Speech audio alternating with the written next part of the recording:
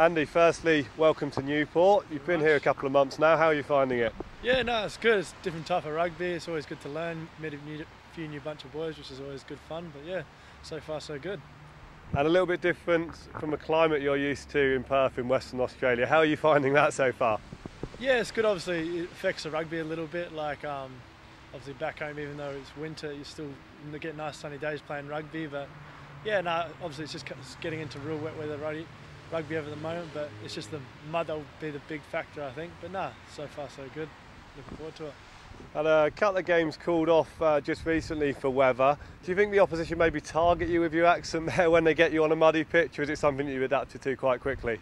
I don't know. I suppose with the mouth guard in, everyone kind of sounds the same when they're just yelling and screaming instructions at people. So I don't know. A few people probably pick up on my accent, but I don't think it makes too much difference. Talk to me about the move to Newport came about, and you've had a chance to train up at Ashamanuck a couple of times with Newport Gwent Dragons as well. So all going according to plan, and you of course had an injury a little bit earlier in the season that you've recovered from now. Yeah. Basically just got quite lucky with getting the opportunity to train with Dragons and just see what happens from there. But yeah, had a little injury with my knee, nothing too serious, but yeah, coming back now, just need to fight my way back, hopefully get a spot back in the squad, because obviously up near the top of the table, we're not going to drop the boys that are playing some good rugby. Talk to me about that table, and particularly the next two games coming up are absolutely crucial. The Newport RFC in second place, and you're going away to top of the league and then away to third. So is there a feeling in the camp that this is really time for business now?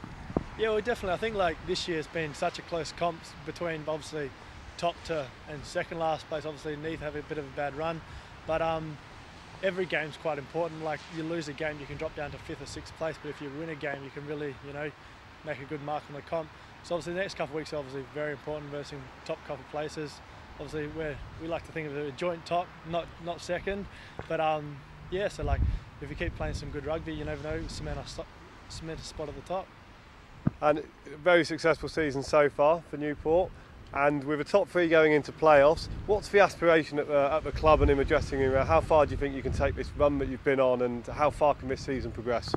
Well, obviously you work week to week, but I'm sure everyone wants to win the cup at the end of the season. No one really wants to look for second or third place. Obviously everyone wants to win it. So if you keep playing good rugby, keep training hard, you never know what happens. And just lastly, talk to me about the Christmas for a rugby player. It's jam-packed full of fixtures, and that might not lend itself to all of the food and the drink that you'd normally consume around Christmas. How do you manage that as a player? I suppose you just got to be careful. Like, you just obviously maintain what you're eating, and you just got to keep healthy, make sure you're training. Obviously a lot this time of year, it's quite nice to just chill out and eat and drink and relax and not get yourself up and go to the gym. But I know you just got to force yourself, because obviously you want to play some good rugby. Andy, thanks for your time, and good luck for those upcoming games.